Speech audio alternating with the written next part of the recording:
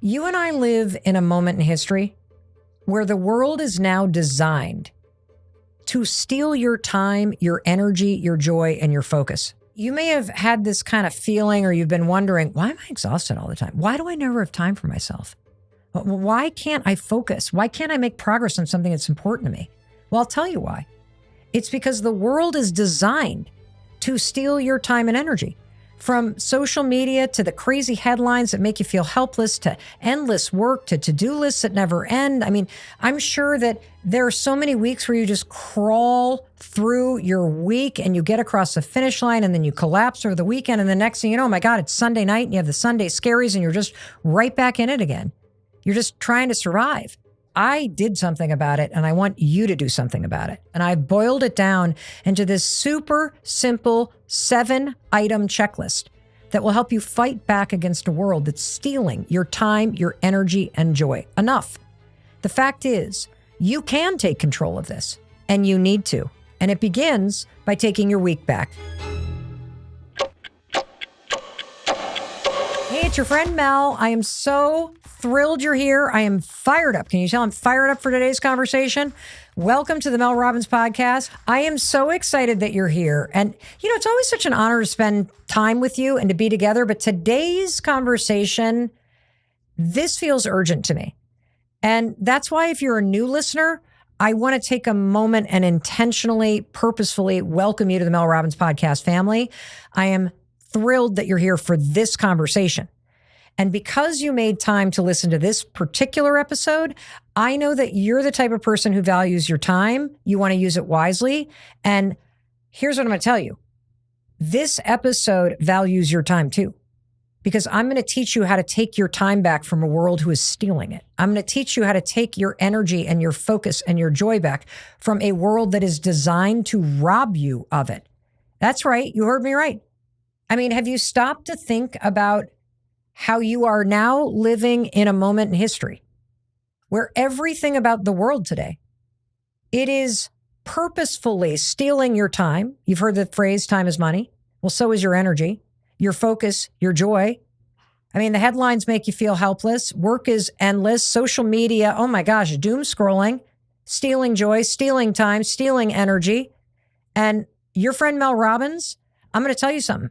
You have to wake up and take your power back. And if somebody forwarded this episode to you and recommended that you listen to it, I want to remind you of something. You have people in your life that care about you. You have people in your life that believe that your time and energy is valuable. That is a very cool thing. And you're now with your friend Mel, and I believe your time and energy is valuable. And so thank you for making the time to listen to this, because the 7 things on the checklist that I'm about to share with you, these are the secret, the foundational building blocks to you taking your power back from a world that is trying to steal it and purposefully putting in place the 7 things that will help you create a great week. And when I go through the 7 things on this checklist, I'm going to warn you. This is not like some super fancy, intellectual, crazy, complicated thing. On the surface, every one of the 7 things is going to be like, oh, well, that's a low bar. But they're so deep and so profound. The research you're about to hear is going to not only make every one of the 7 things feel urgent, it's going to make you know why they matter. And you're also going to go, oh, well, I'm not currently doing these things. No wonder I feel powerless. No wonder I have no time. No wonder my energy is drained.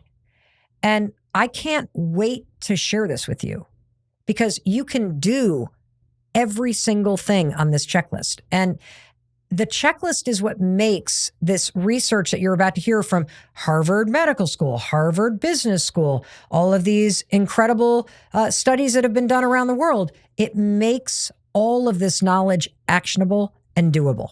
And before I jump in, and I cannot wait to jump in because I can't wait for you to take your power back and start having great weeks again. I know you're going to be going, oh my gosh, slow down, Mel. Do I need to write these down? I want to make this so easy for you. I want you to have a great week every week. So I have a 1-page download for you that you can print out. You can hang it on your fridge. You can put it on your desk. You can put it on your dresser. It's free. Just go to melrobbins.com/week. That's it. melrobbins.com/week. Put in your email. I'll email you a download. Boom. Now you got the checklist for every week. And I want you to have the checklist because when you see it, it will remind you, oh, these are the 7 things I need to check off. And if I check off these things, then I can plan to have a great week. But here's what we're going to do. Regardless of the day of the week that you're listening, regardless if it's a good week or it's a lame week or it's a hell week or it's a amazing week, I want you to listen to the entire conversation right now with me. I want you to learn and absorb everything. I want you to truly embrace the truth, the simplicity, and the brilliance of what I'm about to say to you. That having a great week isn't what you think it is. Having a great week is a combination of 7 simple things. And I'm going to unpack all of them. But I want to make sure that you understand before you try to implement it, the whole process, the research, the step-by-step stuff. You're going to be nodding along. You're going to be thinking of a million people you need to send this to, so be generous with it. And listen, and then you can go to melrobbins.com/week and get the 1-page download so that you're reminded of everything we talked about, and then you can implement it. I'm going to do all the heavy lifting. I want to set you up for success because you chose to hit play. You chose to make the time for this. And so, by God, I'm not only going to make this fun to listen to, you are going to feel so excited about the week ahead of you because you're going to have the 7-item checklist that's going to make it great. All right, you ready to jump in? Me too. Let's start with number 1. And the very first thing on the checklist to creating a great week is you got to do a brain dump. Now, I know what you're thinking. What is a brain dump? It is as simple as it sounds. You're going to take everything that's up in your brain that's weighing you down, and you are going to get it out of your brain and dump it onto a piece of paper. It is the equivalent of mental vomiting. You're just going to put it all out on paper. I have done this for years. And for years, the way that I have used a brain dump is anytime I feel overwhelmed or I start to feel like I'm starting to ruminate, or if you get a case of the Sunday scaries and you're starting to dread the week ahead, or you feel like you've got a lot to do and you didn't get it done over the weekend, you need a brain dump. And here's what you do. You take out a piece of paper and you just start writing down everything that is in your head. And it's going to be random stuff. Like, it is fascinating how much you actually carry upstairs in your mind. And you're probably not even aware of it because you're going to start writing things like, I got to pick up the dry cleaning. I got to make lasagna. I got to call my mother. I've got to finish that presentation at work. I need to finish reading that chapter. I got to clean out the drawer in my bathroom. And it's going to go ba ba ba ba ba ba. You might have to put down, I got to stop crying. It's going to be unbelievable. I got to buy the birthday present for that friend of mine. I got to call that friend back. It is incredible. Once you rip that seal open, how much is going to come pouring out of your mind and onto a piece of paper. And one of the reasons why a brain dump is so liberating is because, first of all, every time you write something down, you feel a little space in your mind free up. It's really cool. The second thing that you're going to notice is, holy cow, I actually carry a lot around, and you're going to be kind of impressed with your mental capacity. And it's also going to show you, no wonder I can't focus on anything because I've been walking around up here with clean out the back closet and don't forget to call your sister and you got to pick up that thing. Oh, one thing that's on my brain dump is we went on a family trip for my dad's 80th birthday.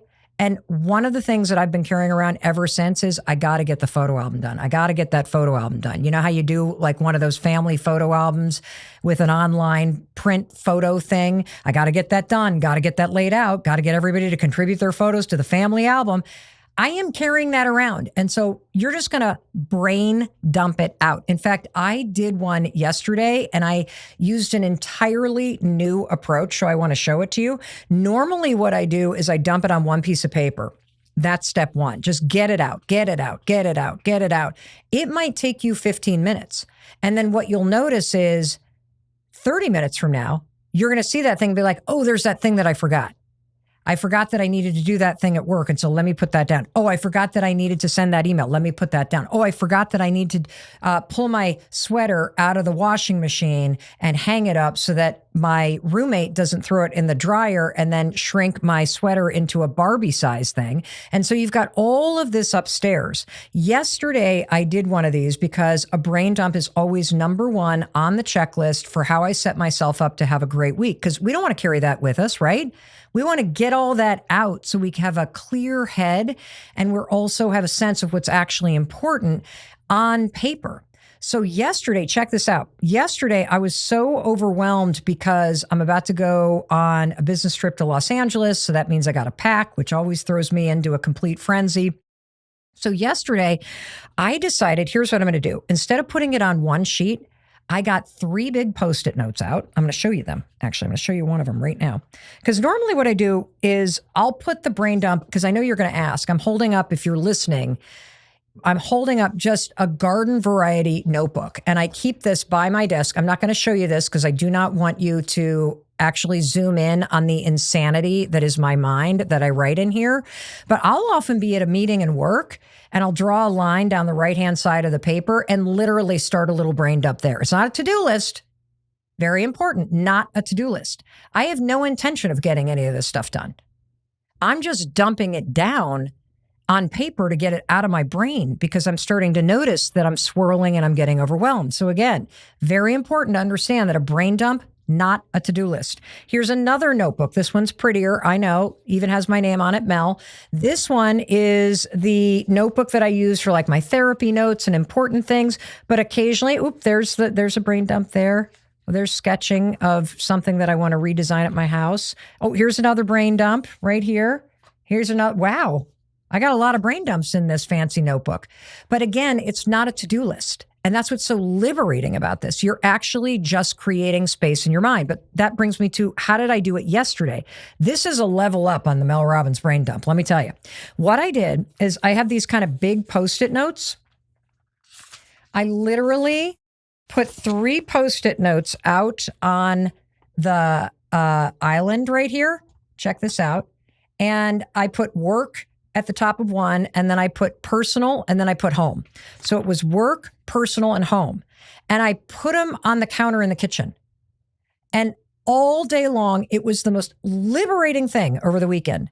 I would just walk past and be like, oh yeah, I got to get ready for the speech I'm giving for Microsoft. Oh yeah, I got to remember to pack 3 microphones for LA. Oh yeah, I got to make sure to do this thing that's not going to make any sense to you, but the code is map and the blueprint and map it to the marketing ops job, which means absolutely nothing, but it means something to me. And more importantly, now that it's on this little Post-it note, it is not in my brain. And that's what you need. And so whether you start this checklist by just taking out a piece of paper that is from your printer paper, or a spiral bound notebook, or your journal, or you use this 3 Post-it note system, work, home, and personal, and you just keep it out. Keep it out. And you just are dumping it out. That's what you're doing. And one of the things that you're going to notice, and this is where things get liberating, is especially the things that were on my list for home. 99% of the stuff on my list is not happening this week. And yet I'm carrying it around in my head. I'm not going to organize my bathroom drawers right now. That's not what I'm going to do. I am not going to go through the pantry and find everything that's expired and actually get rid of it. That's not what I'm going to do. In fact, you want to know what's come up on my to-do list for home over and over and over and over again? I'm almost embarrassed to tell you this because I've talked about this on social media. I think I've talked about this on the podcast before. But what comes up every single time I do a brain dump? Every weekend, literally. I have lived in this house in Southern Vermont for 4 years. We don't have a single photo of anyone in our family hanging on any wall. Not one. Not one. 4 years I have lived here. 4 years. And not a single photo of our family hanging on any of the walls. And so every single time I do a brain dump, do you want to know the 2 words that ends up on that single piece of paper or this weekend in my elevated home brain dump list? picture wall. I mean, I know you have something like this. In fact, as we were talking as a team about this, our executive producer, Tracy, was like, oh my God, I can't believe you just said that. My husband and I have lived in this apartment for almost a year. I am sitting next to a shelf that still has baggies on it. It is on my to-do list to organize the shelf. I'm not going to get this done this week. And I'm like, exactly. And you still need to dump it on the brain dump list, because this is not a to-do list. The whole purpose of this is to get you to get everything out of your mind so that you do not succumb to the Sunday scaries. Get everything out of your mind so you don't start the week in a state of overwhelm. Get everything out of your mind so you're not dragging all of this stuff that's knocking around in your brain like a pinball machine into this week. We're not doing that. So if you start with the checklist item number 1 and you just do a brain dump and just write everything down and just keep coming back to the list. Here's for work, here's for personal, here's for home. Here's for work, here's for personal, here's for home. Here's for work, here's for personal, here's for home. Boom, you're done. And you're going to feel lighter. It's sort of like a mental spray tan. I got one of my first spray tans ever. You know, my 25-year-old daughter was like, Mom, you got to have a spray tan. You're looking really zombie-like lately in the videos. And so I tried a spray tan. I swear to God, I'm like, I need to own a spray tan machine. I feel like I'm 10 years younger and 5 pounds lighter. You are going to feel the same way after you do a brain dump. Okay, so that's checklist item number 1. So now you're standing there. You got your brain dump, barfed out mental stuff, piece of paper, or you got your 3 Post-it notes, right? Like I did this weekend, which I just loved, because the other thing that I loved about the Post-it note, I can then stick it into the journal that I carry around. So now I've got the reminder, you know, kind of right there. But you're going to be standing there feeling 10 years younger and 5 pounds lighter now that you did your brain dump. That brings me to item number 2. On the checklist for having a great week. You ready? You're going to free yourself. What does that mean? Oh, honey, you're going to free yourself of all the things on that little brain dump that you're carrying around mentally. Here's how you're going to do it. This is the most liberating thing in the world. You are going to cross things off. There is so much on that list that you have zero intention of doing this week. Just put a cross right there. Just take a Sharpie, wipe it right off the list. That's where you're going to free yourself of the burden of carrying this around. My friend Tracy, our executive producer, she's not organizing her bookcase. Cross it off the list. I'm going to tell you about another thing that I crossed off the list. So I have this box right here. I'm going to show it to you if you're watching YouTube, but you can hear it as you're listening to me. This is a FedEx box, okay? This big priority mail box. It is full of photos. Full of photos. These are all photos. These are now photos in baggies that are photos that I sent to, I believe, the Today Show like 4 or 5 years ago, so that they could scan some photos and show some photos, you know, like when they're introducing somebody. They have been sitting in a box next to my desk. This is like a tractor trailer that I drag around mentally with me, because they sit next to my desk and I look at it and I think, I got to go through that. I got to get those back in the photo album things. I got to do something with it. You can hear this as you're listening to me.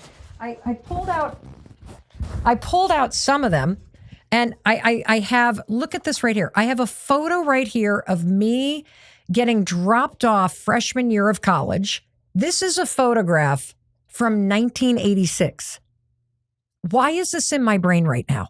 Here's another photograph from December 1981 of me and Jody and my brother, an exchange student whose name I've now forgotten, ice skating on the lake by my...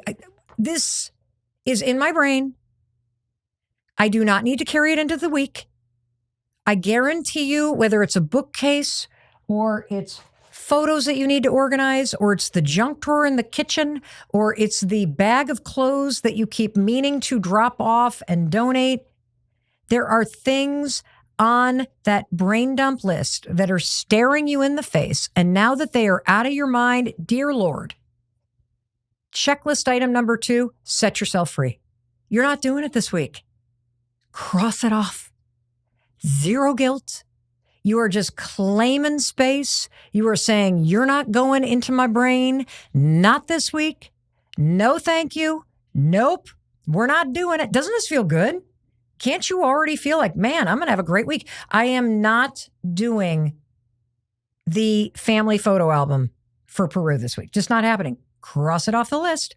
Because without doing this, you know what I would have done? I would have been on the plane to Los Angeles going, I should probably work on that Peru photo album. I should probably do this. And then I would spend a bunch of time sitting there thinking about the things I needed to do. No.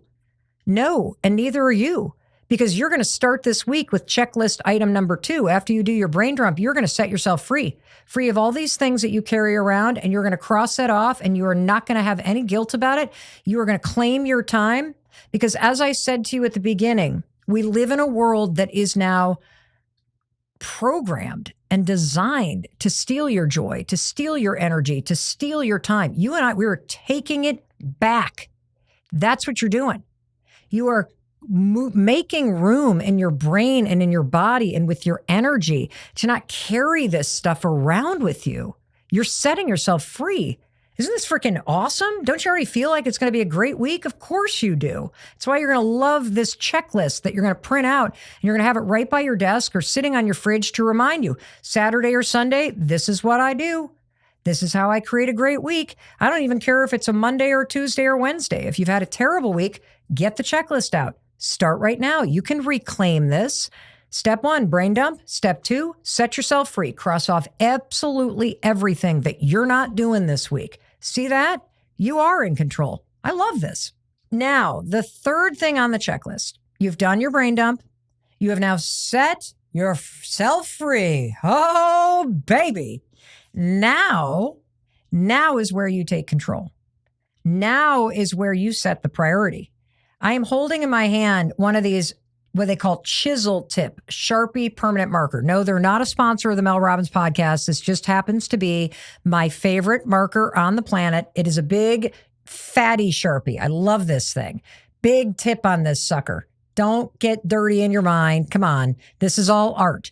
I take this Sharpie, and the reason why I love this Sharpie is it's big, it is bold. If you're going to mark something up with this thing, it's because you mean it. And so you're going to take whatever is that version of it for you. It can be a pencil for all I care. You can write it with a thing of lipstick. You can take, if you're a spray paint person, you can use spray paint. I don't care. Because the third thing on the list is you're going to choose one thing. You're going to circle that sucker. Of all the things that you've written down, I want you to stand in front of that brain dump. I want you to look at all the things that you've been like, nope, not the bookcase, not the box of photographs, not the bathroom door, not the kitchen junk drawer. I'm not going to get to the donation pile. I'm not going to cut the lawn this week. Nope, I'm not cleaning out the garage. These projects are not getting done. You're going to see that there are things there that you're sort of like, can't quite cross it off. Can't quite set myself free. So as you stand in front of the things that are left, I want you to take a deep breath, and I want you to look at those things.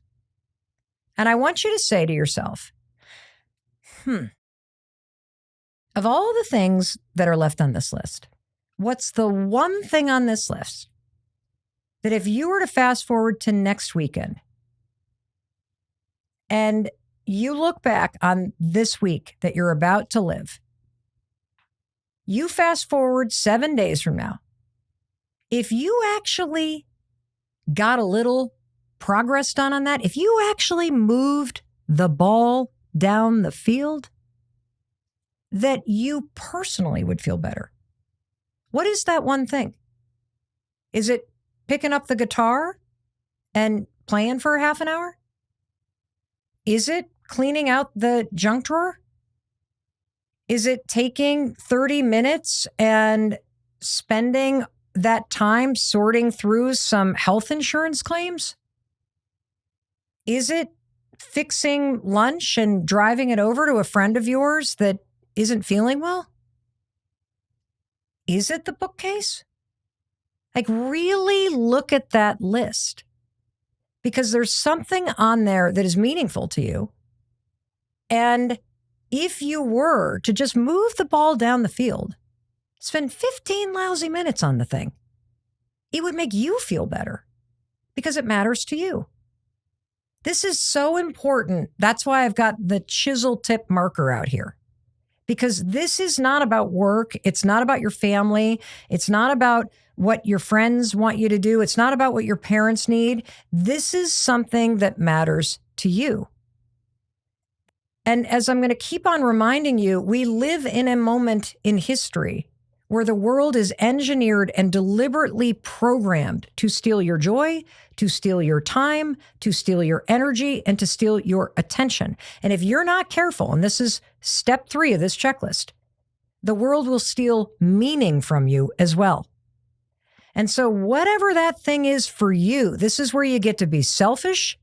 This is where you get to say, this is something that I really would like to find a little time on. Can you take a guess what it is that I circled this week after 4 years of putting it on the list? That's right, the damn picture wall. I circled the picture wall. Honest to God, that's what I've circled. I have been wanting to do this for 4 years. I have been carting around these photos that I keep next to my desk. Some of the photos in there are things that I would like on the wall. I literally said, I am going to move from talking and thinking about this, which I've been doing for 4 years. And it has continued to be on my brain dump for 4 years. And you're going to have things like that too. This was the week. This was the week that I'm like, I'm doing it. I'm doing it. And so I want you to do the same thing. I want you to circle it. When you circle this thing, you're not committing to getting it done. This is a really important nuance here. And there's a lot of research that explains why I'm telling you, I'm not expecting you to complete it. If you were to circle the bookcase, you don't have to get the bookcase organized. All you got to do in circling it is find 15 minutes. I call this your hot 15. This is 15 minutes where you are going to schedule time to just work on it and make progress.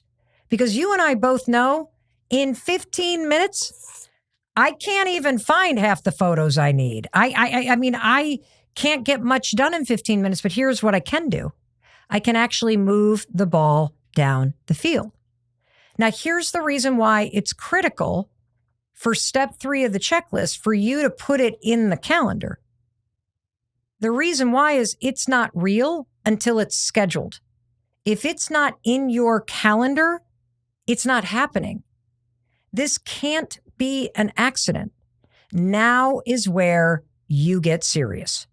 Now is where you move from having plans to planning. And there's this famous quote, maybe you've heard it, plans are nothing. Planning is everything. And so what I am committing to doing, and I've now already done it, I did it this morning, is I did a Google search, picture wall services. Turns out there's a lot of them. There's a lot of places online that can help you organize a wall of photos on your wall. I had no idea this was a thing. I guess I'm not the only idiot that's struggling with this. I also found a retail store in Boston that provides this service. I'm not going to name them because they're not a sponsor of the show, but I found it. And in 15 minutes flat, I also was able to look in my calendar and find a Sunday, which is normally the day that I travel down from our home in Vermont down to Boston ahead of the weeks where we tape our expert interviews for the show. So I found this Sunday and I figured out a Sunday where I could come in earlier than I normally drive in, and I made an appointment. Oh my God, I actually made an appointment. This is going down in 3 weeks from now. How freaking cool is it? I'm actually have an appointment. I've actually planned it in my calendar. I not only made the appointment, I was smart enough to realize I'm probably going to be there for 4 hours because I'm going to show up with this box that's been by my desk for 4 years and my folders that I've got of all my favorite photos online, and I'm going to get started. Do you know how liberated I feel? You now get to decide what matters to you. This is like the theme of the week for you. And what's super cool is you don't have to do it right then. Just flip open your calendar and say, where's a 15-minute block that I could work on this? If you just get that block in, I'm going to pick up the guitar and I'm going to schedule it right here. And I'm going to schedule it for this period. My classes get out at 3:00. I'm going to walk back to my dorm room. And by 3:30, I'm going to be sitting there with my guitar in my hand. And make sure to put it in your calendar and make sure to put an alarm on it. Because again, the world is designed and is trying to steal your joy, your time, your energy, and your focus. This checklist and these simple little tools help you take it back. When you get those things done, you do feel liberated. You do feel more in control. And there's a lot of research around this. And it taps into something called the progress principle. And if you and I have been hanging out for a while, or you've read either the 5-second rule or the high five habit, or you've been listening to the podcast, you've probably heard me talk about this. But I want to unpack this because the progress principle is one of the key principles that is foundational to my success. It's foundational to the way that I approach productivity, and this will change your life. And I want to tell you about how this comes from amazing research that has been done at Harvard Business School. There was a study at Harvard Business School where they found that one of the most important things that you can do every single week is to have this sense that you're moving forward on things that matter to you. Now, it's important to say they didn't say that one of the most important things you can do is to get a ton of things done on your checklist, did they? No, they didn't say that. They said, based on the research, the most important thing is simply to feel like you made progress. And this is a critical difference because you're probably so focused on getting things done that you're missing where the real juice is. So you don't know what to squeeze. See, the researchers at Harvard Business School, they looked at 12,000 accounts. What they did is they had people who were working across 7 different companies in different industries.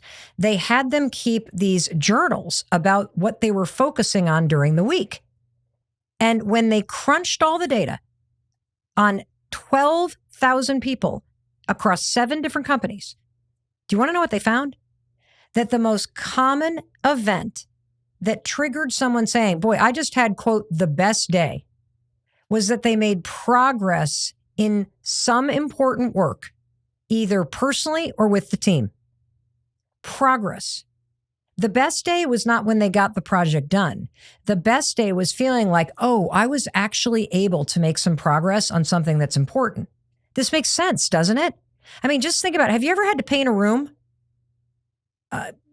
Hasn't everybody? I feel like I've painted my entire house, every apartment I've ever lived in.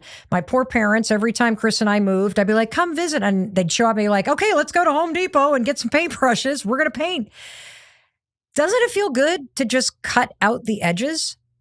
Like it almost feels better to make progress and get the edges cut than getting the whole thing done. See, here's the thing that they found based on the research.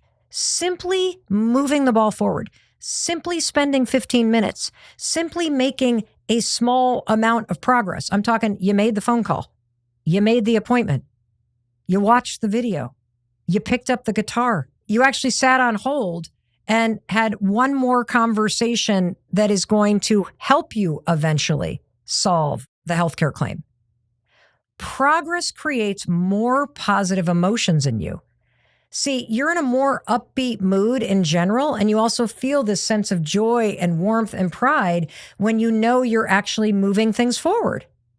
You also kind of have this sense of motivation. You feel more naturally motivated and interested in what you're doing when you make progress. It's almost like a little bit of forward motion keeps you feeling like you want to keep it in motion. And that's what you're going to also find. I guarantee you, if you find 15 minutes to start working on that bookcase, you'll probably do it for 30 or 40 minutes, because it's not the actual project that is difficult. It's carving out the time and getting yourself started and moving a little bit forward in a world that is constantly screaming at you for your attention. That brings me to number 4 on our checklist for having a great week. And this one has some awesome research around it too. You're going to love this. So while you're standing there with the calendar open and you've done all these amazing things and you got the Hot 15 scheduled, I want you to scan the week ahead. And here's what you're going to do next. Because item number 4 is plan your meals.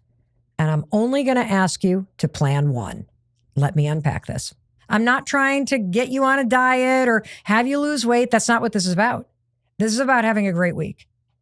And one of the things that I've learned, and one of the things that the expert after expert after expert comes on to this podcast and says, is that food is medicine, and what you put in your body fuels your body and fuels your mindset. And one of the mistakes that I used to make is I used to let this happen by accident. Literally, I would not plan out the week. I would go to the grocery store with the rest of the planet every Saturday. I would be hungry, which basically means you're buying everything that looks good to eat right now. I do not have a plan. I'm just filling up the cart. Half of the stuff that I buy is probably going to spoil because I don't know what I'm going to do with it.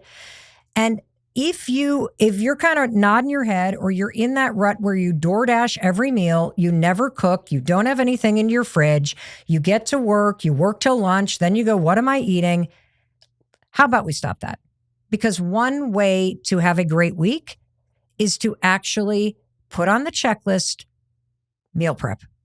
And meal prep in the Mel Robbins world is not meal prep on Instagram, okay? You do not have to make 75 meals. You do not have to prep high protein stuff. I'm talking about planning in one simple way so that you have a great week. And here's what this looks like. You're going to have your calendar out. Just scan the week and then say to yourself, what could I actually plan ahead? And there's so many ways that this could look. It's incredible. You might have the kind of week that is so nutso that the only thing that you can do is make a brunch reservation for Saturday after you army crawl your way through this week. You're good. If you've planned that meal and it makes you happy, you're good. This could look like looking at the week. And if you have a roommate, or you live with a significant other, or you're married like I am, or you have kids that are living at home that can actually cook, or adults that are living back at home, it might look like going, oh, check this out. On Monday, Wednesday, and Thursday, we're all here. Why don't we figure out what we're going to have for dinner that night and actually look and say, okay, I'm going to make spaghetti on Monday night. I'm going to roast a chicken on Wednesday. I'm going to try this new recipe on Thursday, and then write out the ingredients that you need so that when you go to the grocery store, it's not like a traumatic experience. You got a plan, you got your list, Monday, Wednesday, Thursday. Another tip that I loved is that whenever I do cook, or whenever my husband and I get together and we say, okay, you're going to take Monday, you're going to take Wednesday. What I love about it is we double the recipe. And then that means we got dinner or lunch covered for the next day. And when you do this, you feel more in control of the week. I mean, this has been a big thing for me and my husband because we are now officially, what's the term, empty nesters. I prefer bird launchers because they always fly back. But right now, it's just Chris and I, the 2 dogs, and the cat. And what has happened, because I kind of slacked off on my checklist and I didn't think about the meal planning, is night after night, Chris and I literally emerge in the kitchen at like 6:45 after a day of both sitting separately. I'm above the garage working on the podcast and the Let Them theory. He's down in his office working on his men's retreat soul degree. We're basically busy all day. And then we wander into the kitchen at 6:45. And because life has stolen our time, our energy, our joy, and our focus, we both look at each other and we're like, what are we having for dinner? I don't know. You planning it? I don't know. And now it's 6:45 at night. We don't live in a part of the world where restaurants are open past 8 p.m. So that's out the window. Now we're opening up the pantry and I'm like, breakfast for dinner again? I guess it's breakfast for dinner again. And I'll be honest, I'm kind of annoyed because we don't have anything planned. And whose responsibility is it to plan? Both of ours. And if you want a great week, you don't want to walk into the kitchen and feel like when you open the fridge, the only thing that you see in there is a mirage in a desert because you haven't gone to the grocery store and you haven't planned this. So that's what you're going to do as part of the checklist. This is item number 4. And it could also look like this. So last week, I was in Boston all week, and I don't know what it was that got me all excited. Oh, I know what it was. It was this checklist. I pulled out this checklist, and I was going to be traveling to Boston. And as I looked at the calendar, and I'm thinking, I am going to be living in a hotel 5 days a week. Every day, we bring lunch into the studio, and I know that the team's going to ask me, what do you want to eat? And I'm going to be like, And I thought, well, why don't I just make something? Why don't I make a soup that I love and just load it up into Tupperware and then eat it every day for lunch? Why not just meal prep for this big work week? I'll tell you what, I made my favorite thing to make. Our daughter Kendall found it online. It is fantastic. It's like chicken and spinach and jalapenos and scallions and ginger and garlic. And it's like health in a bowl. And you put rice in there and chicken broth. And it's like so fantastic. And so I make this thing and then I put it in a huge Tupperware dish. And this is a funny thing. I literally put it on the floor of the passenger side of my car. Thank God I have rubber mats. I'm thinking, oh my gosh, I am so organized. I'm so productive. I'm going to be so healthy. I'm driving down to Boston for a big production week to interview all the experts. And as I'm driving down, I'm talking to friends and catching up with people. I get to the parking lot at the studio and I park the car and I walk around and open up the passenger side. The freaking thing had leaked all over the front of the car. Thank God I didn't put it on the seat. Thank God it was on the rubber mat. But literally an inch of the soup was now on the rubber mat, bright green. I'm like, oh my gosh. Anywho, that doesn't matter because I got it upstairs, washed it off because of course it was all sloppy and I didn't want to put it in the fridge. And I had it all week. And everybody, you would have thought that I had shown up at the studio having lost 100 pounds and having 6-pack abs. Everyone was like, what did you do? Oh my gosh, that looks so good. You're eating that. That looks amazing. Everybody wanted the recipe. It truly changed my life. And, you know, I'm kind of making a joke of it, but here's the other thing that happened for me. Because I had taken the time to go through the checklist and I had decided that one way I was going to take care of meals this week and my food, and food is medicine and food is fuel, was to make this soup and just take care of my lunches, is that it's a really healthy soup and it's a really filling thing. And not only did I feel less stressed and I felt more focused, but the team kind of noticed it. My executive producer, Tracy, the one who still needs to organize her bookshelf, literally was like, you need to make that soup every single week because your body clearly runs well on it. And you're just like dialed in. You would come out of one interview. Now you're eating your soup that you prepared. Now you're ready to do the next thing. It was like boom, boom, boom, boom, because I'm taking away the decisions and I've actually set myself up to be fueled by something that tastes great and is going to help me perform. And so now that I've done it, I don't know that I'm ever going to go a week without trying to prep something that sets me up for success. And that's why I want you to do it too. Because based on the research, and the research is really interesting around this, people who take the time to prep their meals, and again, the bar is low for you and me. If you just prep one meal this week, you're winning. People who plan their meals, the research says you have better nutrition, you maintain a healthier weight, you save money, and it's better for your mental health. No joke. The research has shown that people who take the time to prep meals for the week have lower stress. Why? Because they have it covered. It makes sense, doesn't it? And again, this is one of those things, and every one of the things on the checklist is clear and obvious and sort of a duh. But because you have so much going on and because of the state of the world, I think we have forgotten the basics that actually made life good. And so do this. I mean, 1 pot of soup versus 4 takeout meals, way less money, better mental health because you got no decision fatigue and you know that in doing this, you're taking care of yourself. And check this out. People who prep their meals have lower stress because they've covered something that can be a source of stress. And don't you also notice that if you wander into the kitchen at 7 o'clock at night and it's takeout yet again, it's kind of stressful.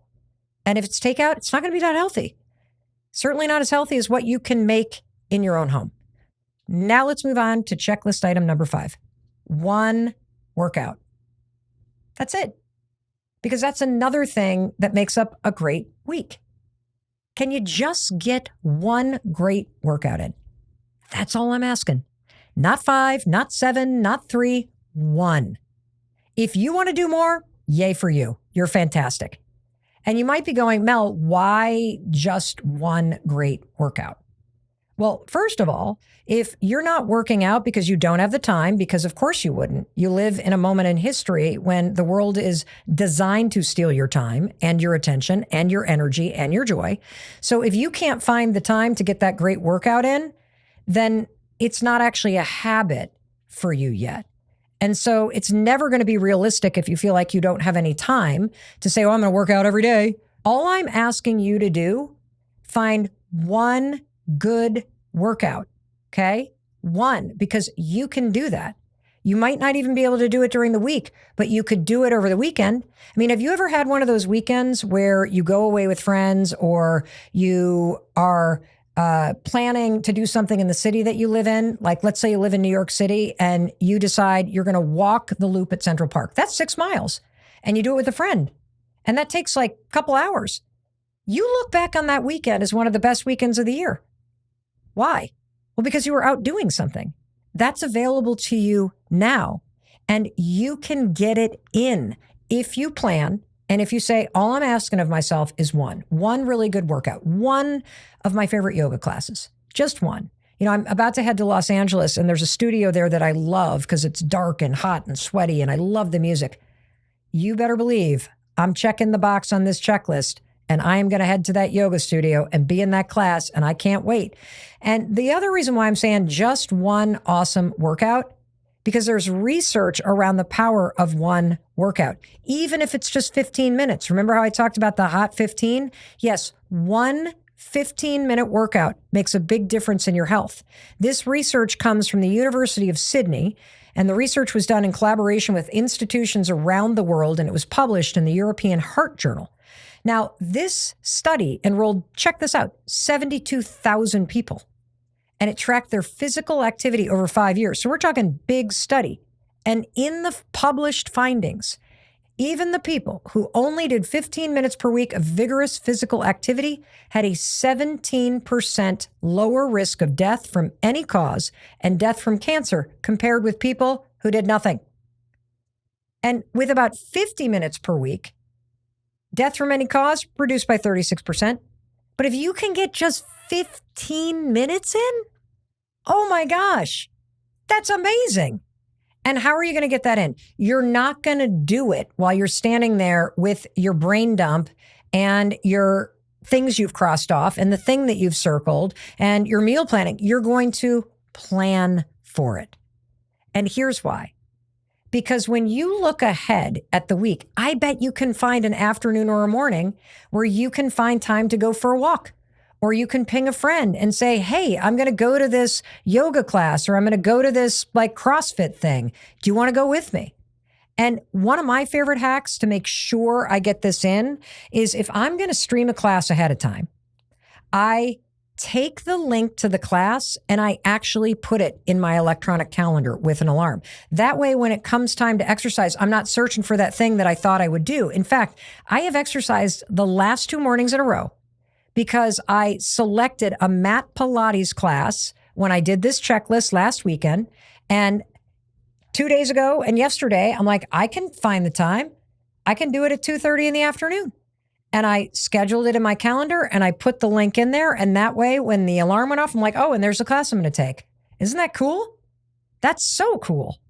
Just one workout a week helps make it a great week. Love that. You know what else I love? The sixth thing that makes for a great week: plan time for rest. Just find one moment of quiet for you. That's all I'm asking. You've opened up the calendar and you've found time for that one thing that you're going to make progress on. And now you've layered in what you're going to plan for your meals to the extent you're going to do that. And you found the one day that you're going to do exercise and what it is and what you're going to be doing and what time. All of that's taken care of. Now what I want you to look for is I want you to find a moment of quiet. That's it. Can you pick a night after work where you can just do something for you? My only requirement is that you're not looking at your phone.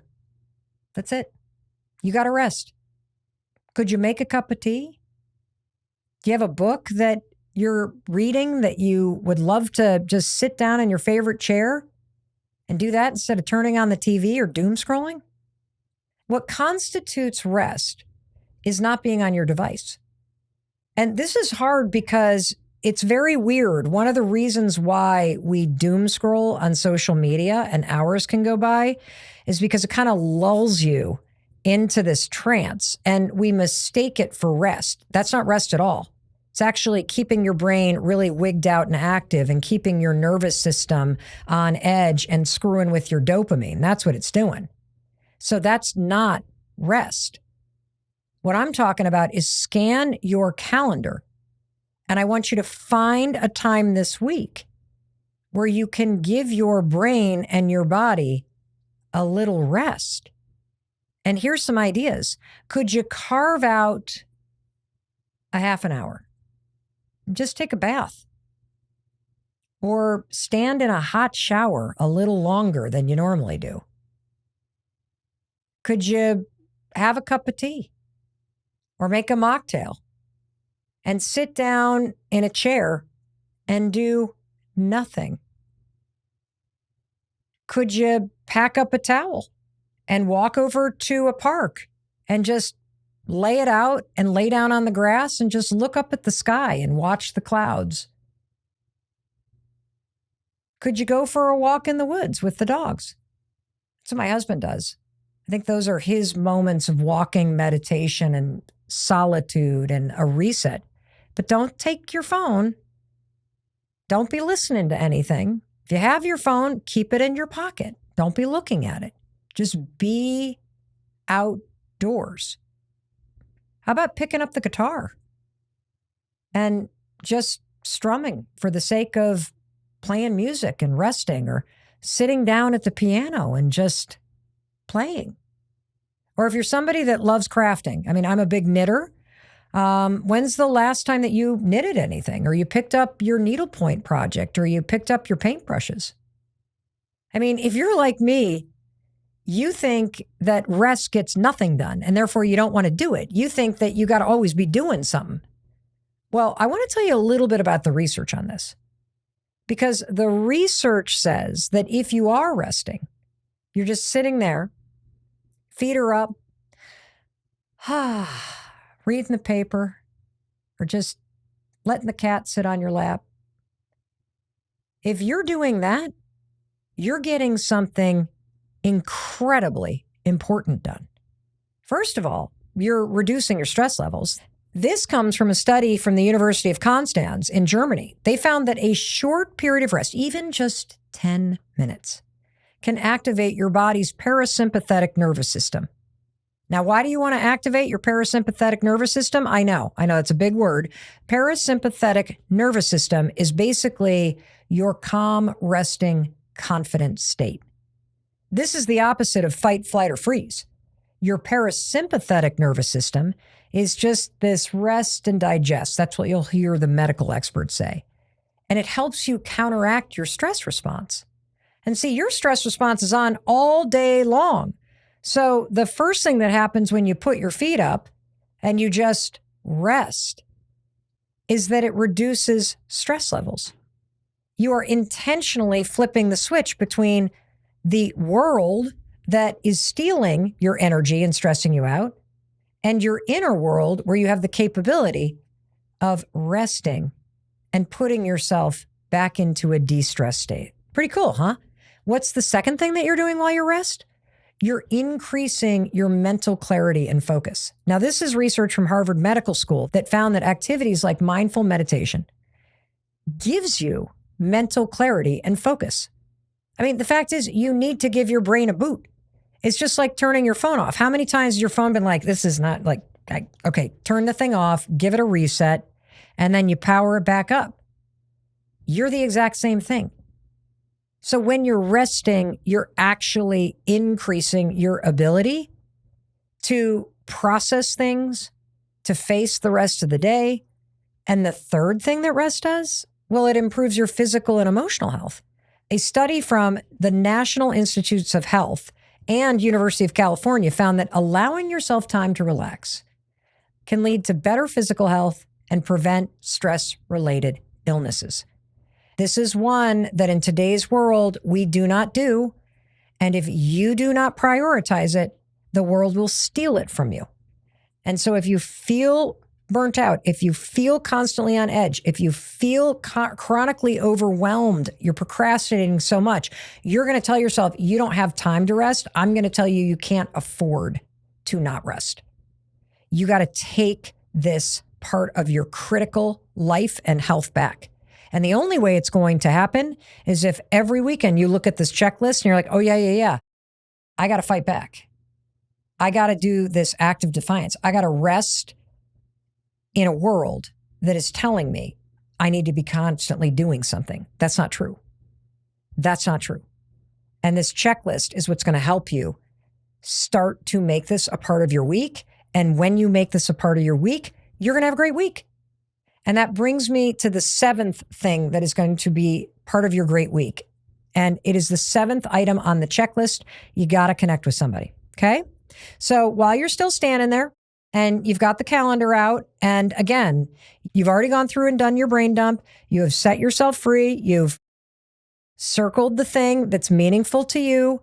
You found your Hot 15 and scheduled it in for when you know you're going to make progress on it. You have identified the one lousy meal you're going to make. And if you make more, fantastic. You have also identified the one workout you're going to do, and you've put it in the calendar. You have also identified why rest is important, and you've actually scheduled time to do nothing. Fantastic. Put your feet up. You earned it. And by the way, what you just learned is why you got your feet up.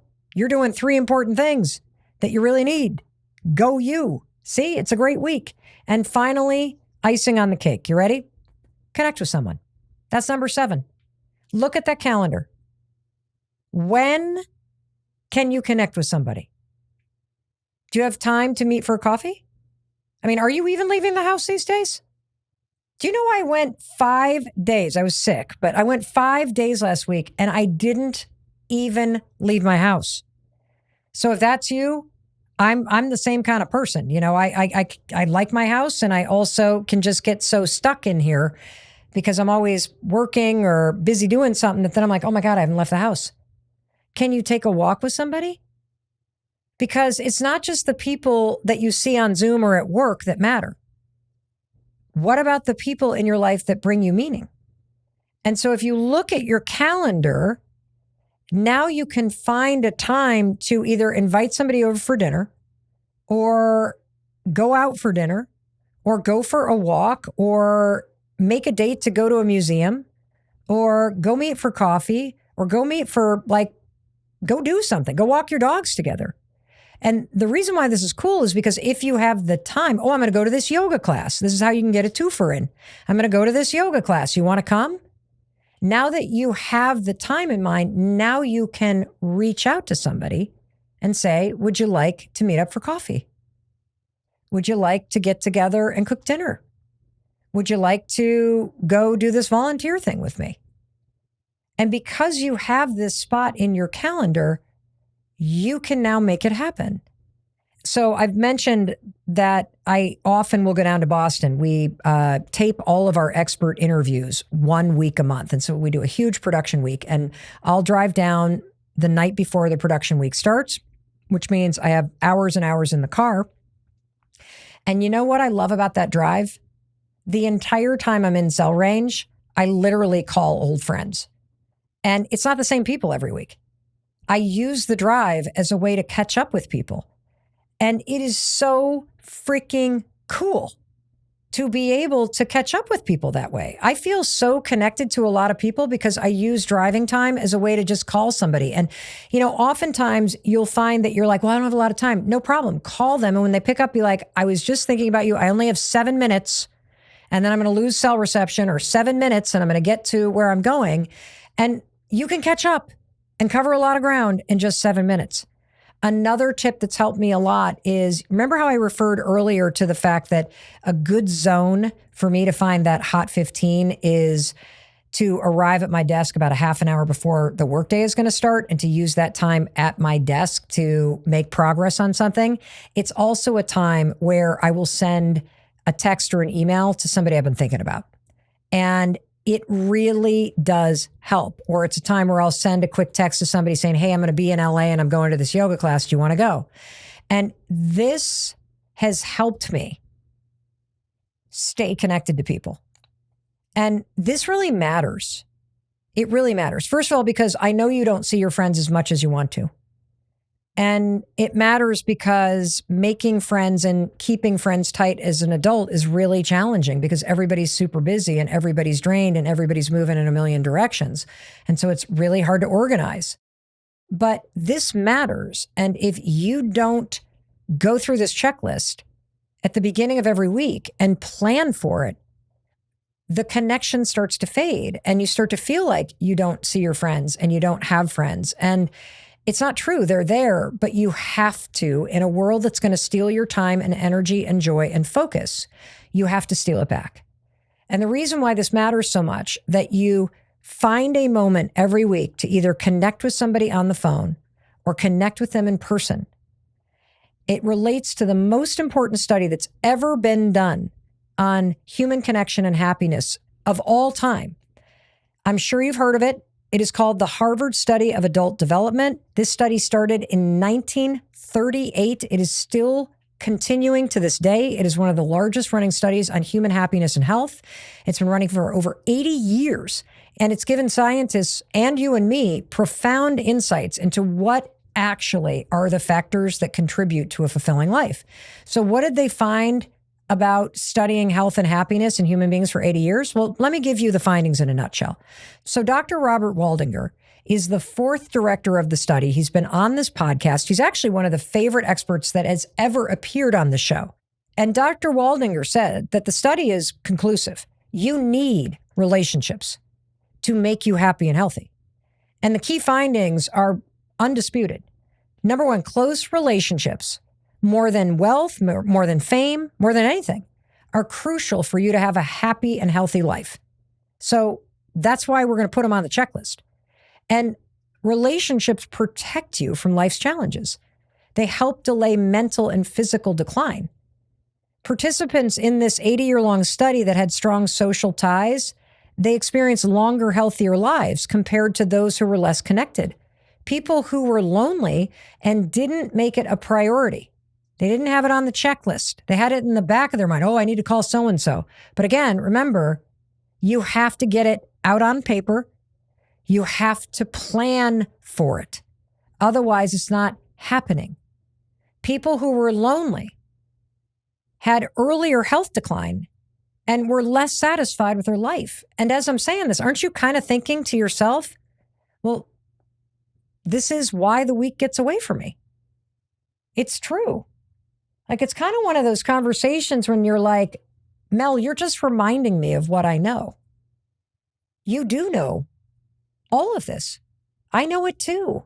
But it's so easy to have your time and what's important robbed from your attention.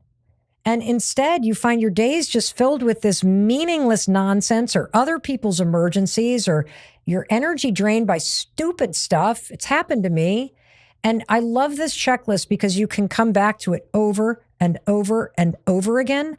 And this checklist summarizes into action the foundational research that creates the building blocks to not only a great week, but a much better life.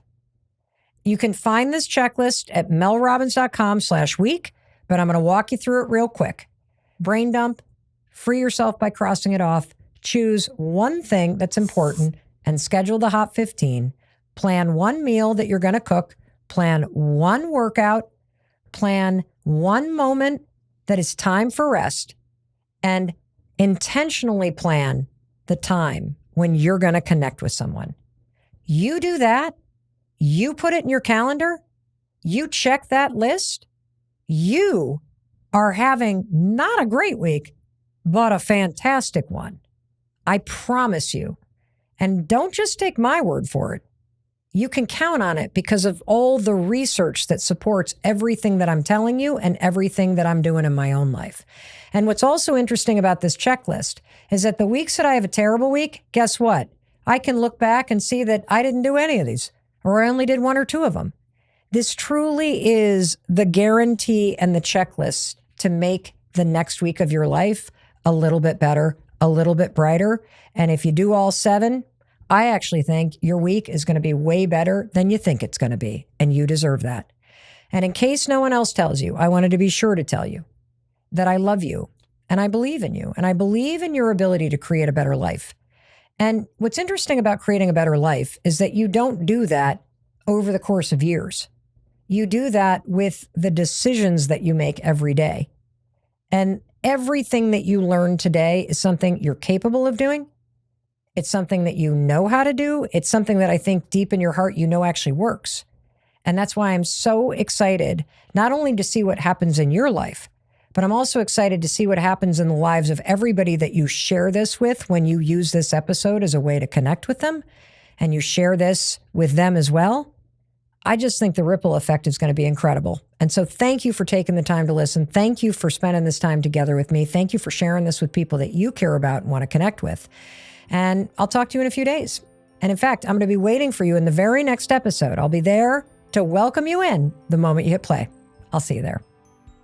And for you, thank you for being here with me on YouTube. I just love spending this time with you. I'm so excited that you're watching videos that are helping you have a brighter future, that are empowering you to improve your life. That's so cool. Thanks for being generous with this and sharing this with people that you care about.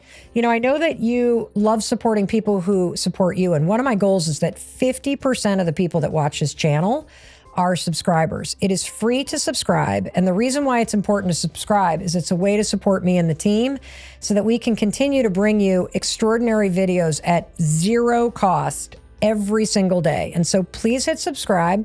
Thanks for doing that. I really appreciate it. And I know you're thinking, Mel, what do I watch next? I think you're going to love this video, for real. Check this video out. I'll welcome you in the moment you hit play. I'll see you there.